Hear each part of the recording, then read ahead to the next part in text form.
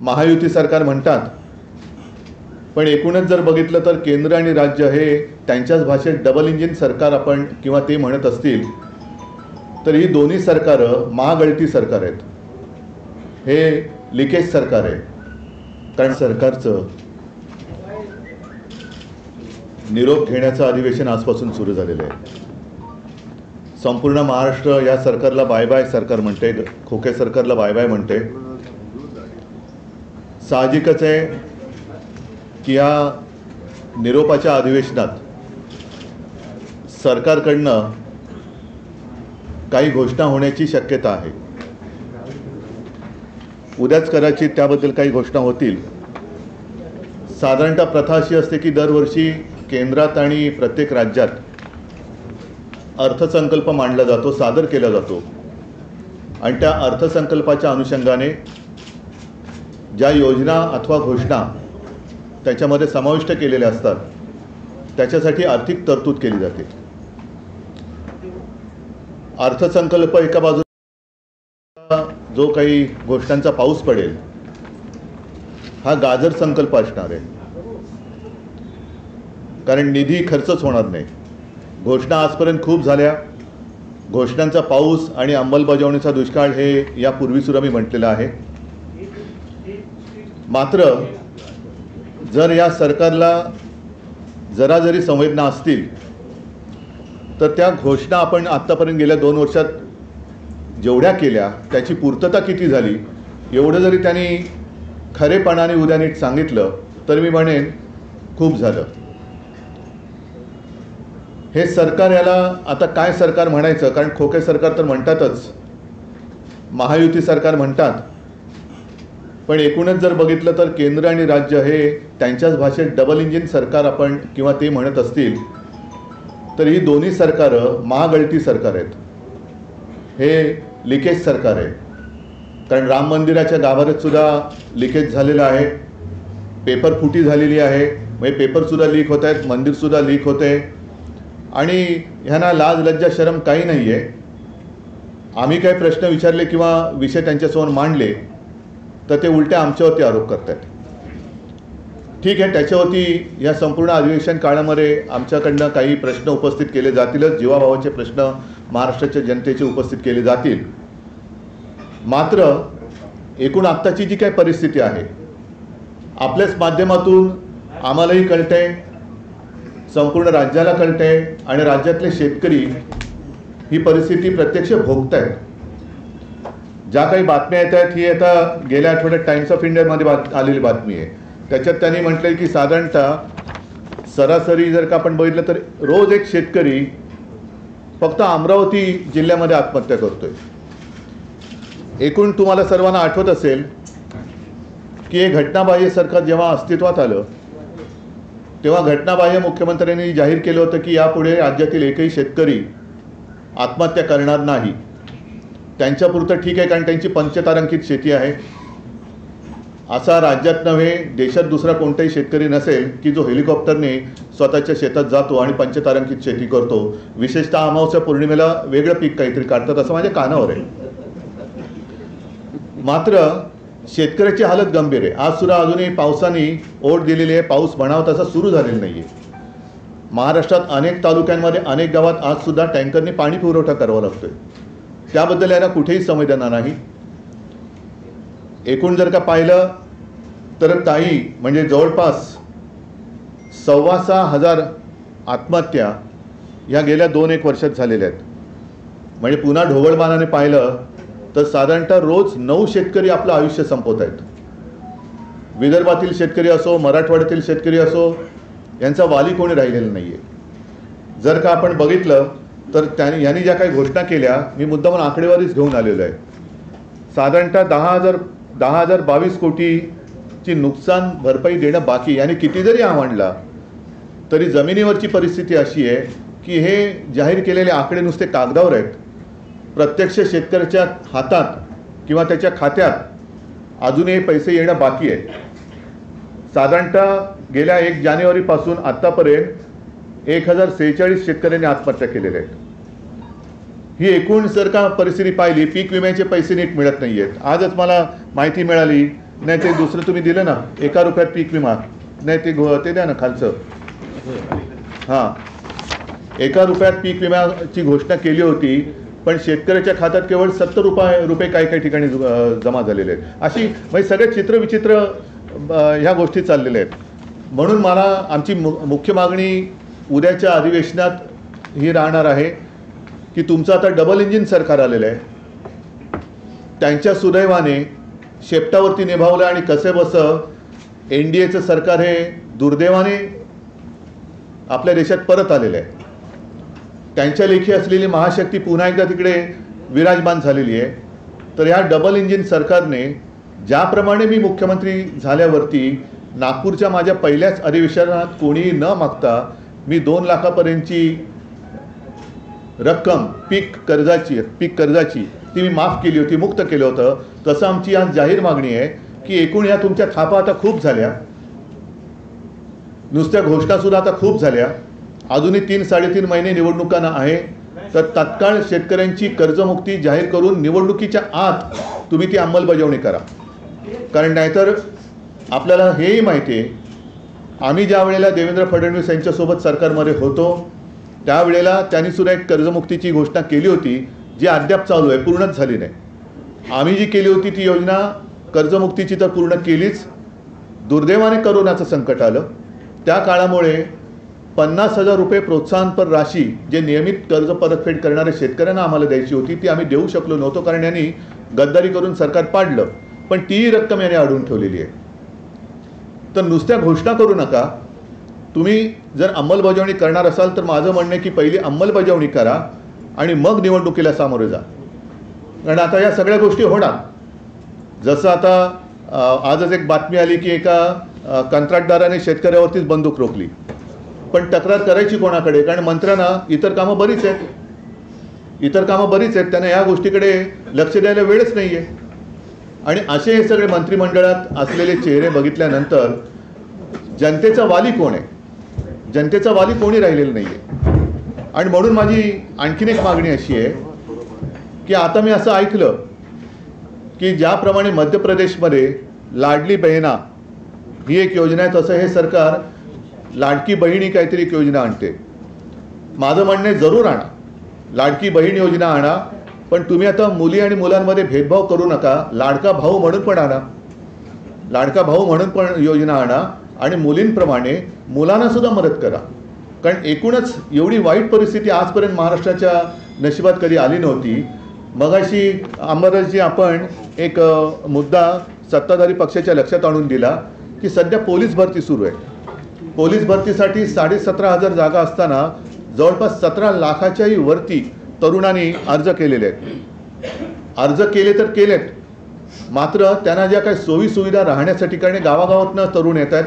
माझ्या देशाचं, माझ्या राज्यातल्या कायदा आणि सुव्यवस्थेचं पालन करण्यासाठी म्हणून, माता भगिनींचं रक्षण करण्यासाठी म्हणून जे तरुण पोलिसात भरती होऊ इच्छितात त्यांना सोयीसुविधा पण बऱ्याच ठिकाणी दिल्या गेलेल्या नाही आहेत.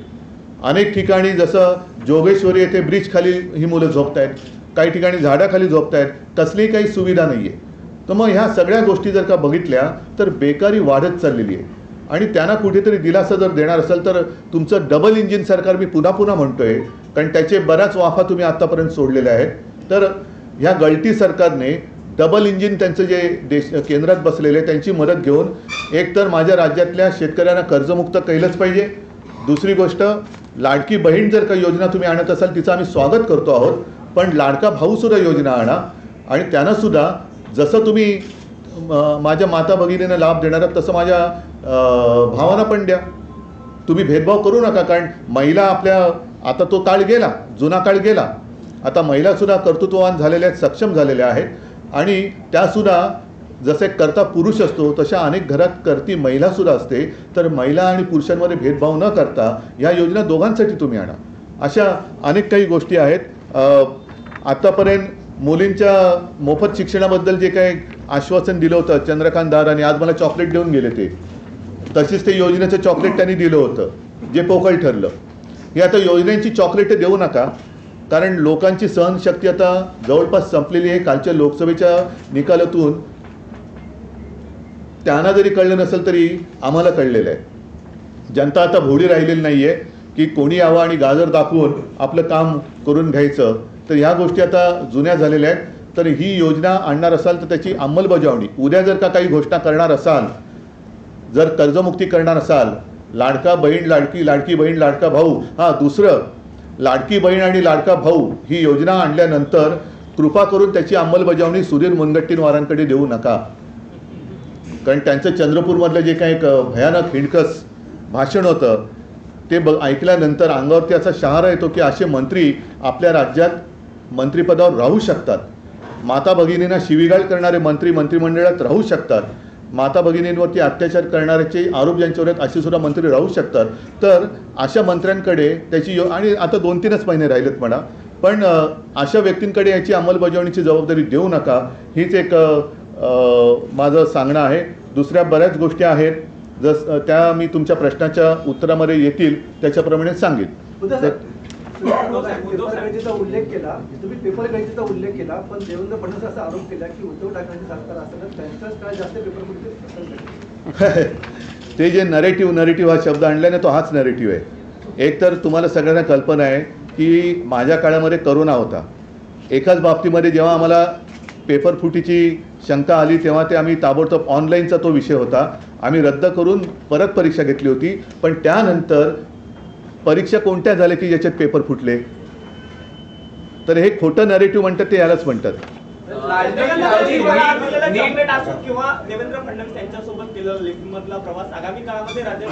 आता लिफ्टमध्ये मी आणि देवेंद्र फडणवीस एकत्र होतो.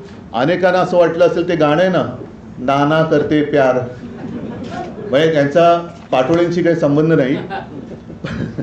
नाना करते प्यार म्हणून तुम्हीच कर बैठे असं काही नाही आहे. ती एक योगायोगाने झालेली अनौपचारिक भेट होती.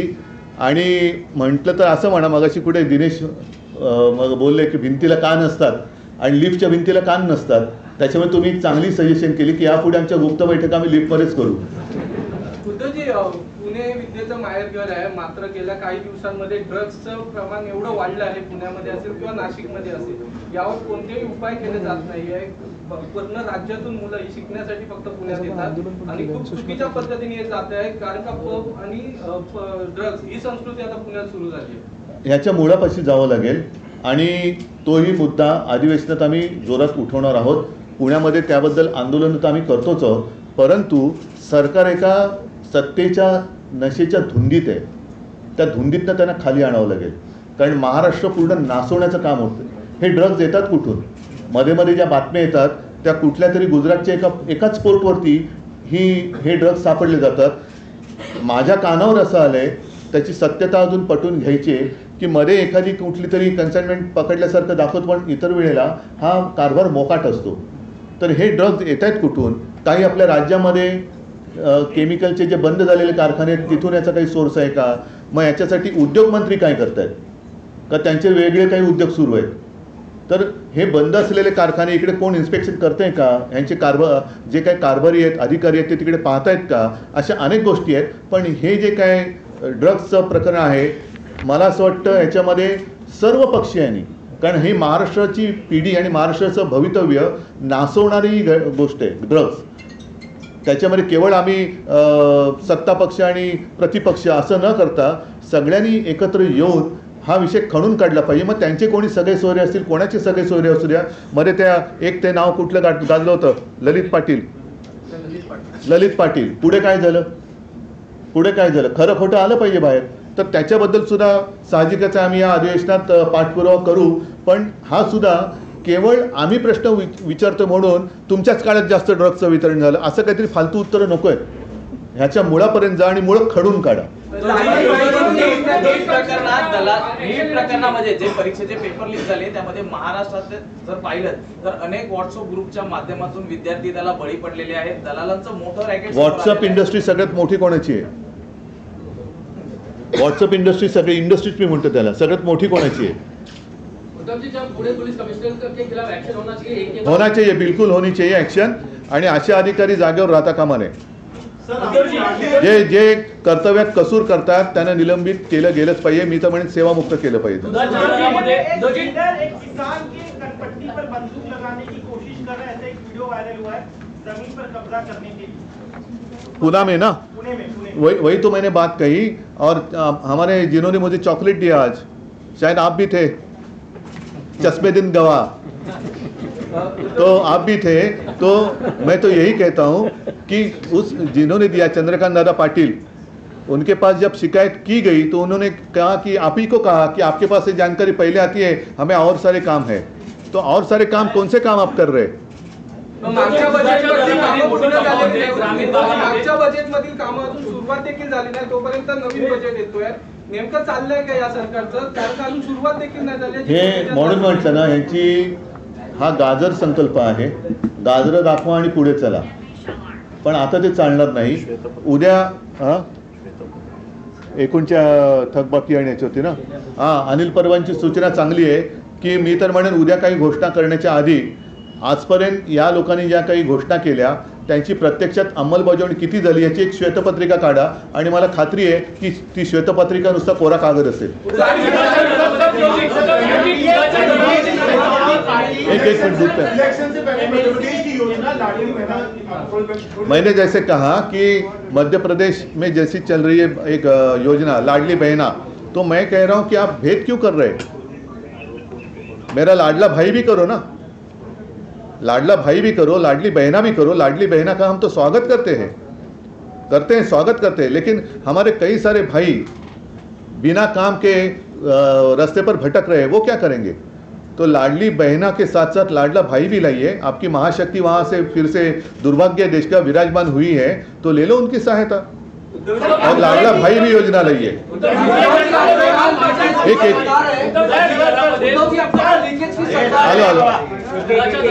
तफावत या ठिकाणी दिसते. ग्रामीण भागात शेतकऱ्यांना 27 रुपये दूध मिळत आहे, भाव मिळतो त्याचा, मात्र मुंबईमध्ये 54 ते 55 रुपये. नाही, आज मला जी माहिती मिळाली की दुधाची भुकटी सुद्धा ही जवळपास इम्पोर्ट ड्युटी कमी किंवा माफ करून आयात केली जाते.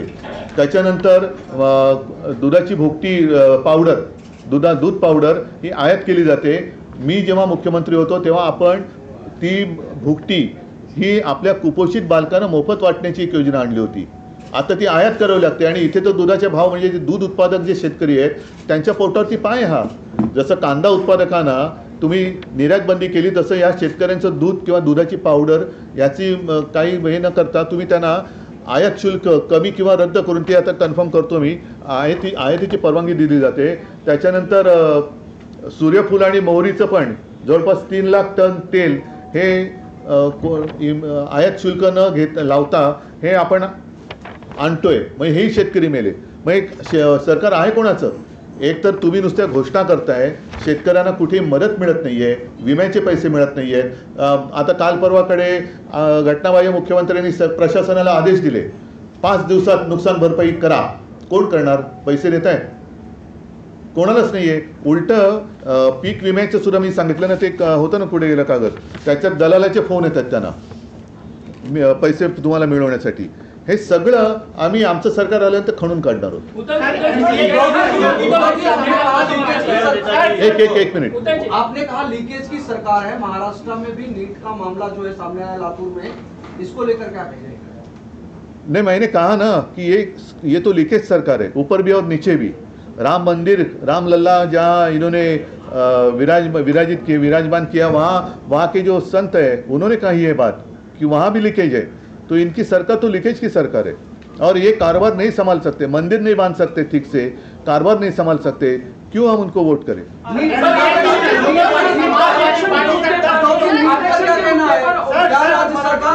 आरक्षण के मुद्दे पर ओबीसी और मराठा आमने सामने है. हमने देखा था कि बिहार में जातीय जनगणना को लेकर उन्होंने पहल की थी. अधिवेशन शुरू है, क्या इस तरह की मांग आप करेंगे? और खासकर तो नहीं, मांग करने से भी ज्यादा मैं यही कहता हूं कि पिछले अधिवेशन के कार्यकाल में इन्होंने एक कुछ तो उत्तर लाया था, तो हमने तो उनका समर्थन किया था. तो आज भी मैं चाहता हूं कि ओबीसी है, मराठा है, जिन्होंने छत्रपति शिवाजी महाराज की शपथ ली है, वो इसके ऊपर एक उत्तर निकाले, हम साथ देंगे. सर्वमान्य तोडगा काढावा, आम्ही सोबत आहोत. आरक्षण घरांसाठी मिळावं यासाठी अनिल परबांनी पत्र दिलं, याकडे आपण कसं पाहता? याकडे कसं पाहायचं म्हणजे मिळालंच पाहिजे. मराठी माणसाने रक्त सांडून मिळवलेली मुंबई त्याची हक्काची राजधानी आहे आणि या मुंबईमध्ये हे यांच्याकडे मोठे मोठे बिल्डर आहेत, यांचे पालकमंत्रीसुद्धा बिल्डर आहेत, त्यांनी सुरू करावं. लोढा टॉवरमध्ये 50% मराठी माणसांना द्या. कॉर्पोरेशन में आके बैठते हैं आप, तो आपके टावर में दे दो ना 50% मराठी लोग रहेंगे. तर द्या, कारण हे केलं नाही तर आम्ही असताना मराठी भाषा सक्तीची केली ना, दुकान आणि सगळ्यांचे बोर्ड हे मराठीमध्ये केले ना. आता गिरणी कामगारांना सुद्धा घरं देण्यासाठी आम्ही आग्रही होतो, त्याही वेळेला केलं, आजही आमचा आग्रह आहे. पण आमचं सरकार यांनी गद्दारी करून पाडलं नसतं तर आम्ही मराठी माणसाला मुंबईमध्ये 50% घरं प्रत्येकाला कंपल्सरी केलंच असतं आणि या पुढे सरकार आलं होती सुद्धा आम्ही करूच.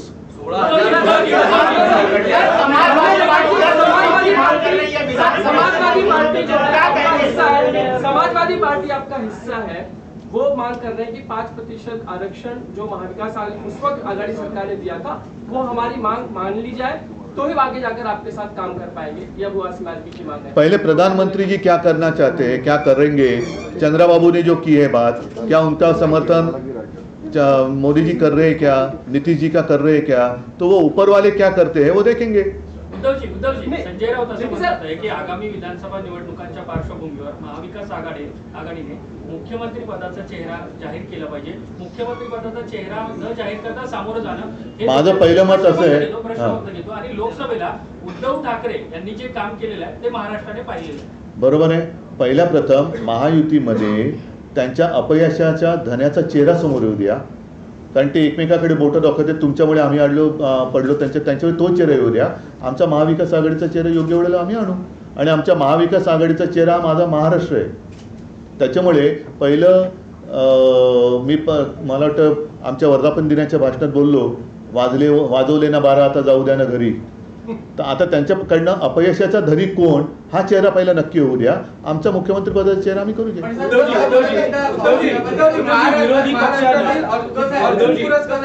पवार साहेबांनी अर्जुन पुरस्कार, शिवछत्रपती पुरस्कार हे महत्त्वाचे पुरस्कार महाराष्ट्रातील आंतरराष्ट्रीय खेळाडूंना दिले जातात. त्यांची थेट नियुक्ती शासनाच्या नोकरी संदर्भात केली होती. मात्र गेली 7 वर्ष झाली त्यांच्या नियुक्त्या झाल्या नाही. त्या खेळाडूंना आता आपले पदक परत करण्याची वेळ आली आहे. बघा, हे ज्या गतीने सुरत, गुवाहाटी, गोवा पळाले त्यांनाच आता एक चांगला पुरस्कार या निवडणुकीत जनता देईल, पळपुटा पुरस्कार. आणि त्याच्यानंतर हे त्यांच्या हक्काचे जे कर्तृत्वाचे पुरस्कार आहेत ते आमचं महाविकास आघाडीचं सरकार आल्यानंतर आम्ही जरूर त्यांचा आदर मानतो.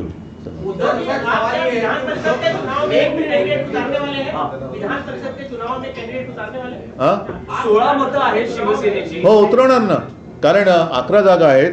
आम्ही तिन्ही पक्ष, शिवसेनेचा एक येऊ शकतो, NCPने जर नीट गणित मांडलं तर NCPचा एक शकतो आणि काँग्रेसचा एक येतोय. त्याच्यामुळे तिन्ही पक्ष जर का आपापली मतं, आमची तर ठाम आहेतच आणि वरची कॅल्क्युलेशन ही काही सांगण्याची नसतात. त्याच्यामुळे तिन्ही पक्षांचा एक आमदार येऊ शकतो. जयंत पाटील जर का NCP त्यांच्याकडनं देत असेल तर जयंत पाटील पण निवडून येऊ शकतात. शिवसेनेचा एक येऊ शकतो आणि काँग्रेसचा एक येऊ शकतो. शिवसेनेकडे 16 मतं आहेत, NCPकडे 13 आहेत आणि काँग्रेसकडे 44 आहेत. साधारण 3.5. आता या सगळ्या गोष्टी मी आता उघड करून सांगितल्या तर निवडणूक कशी लढू मी? म्हणून मी सांगितलं की गणित आमचं पक्का आहे.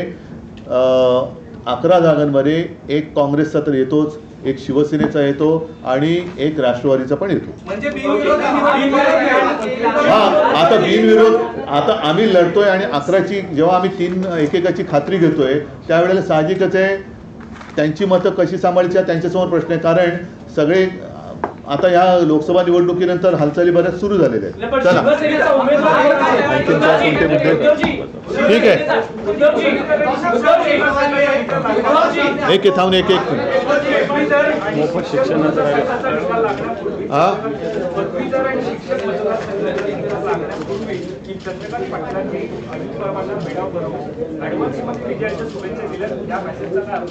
म्हणून मी म्हटलं ना की येती विधान परिषदेची जी निवडणूक आहे जर निवडणूक झाली तर गमतीशीर होणार आहे. पेढे गुप्तपणाने कोण कोणाला भरवते ते तुम्हाला कळेल.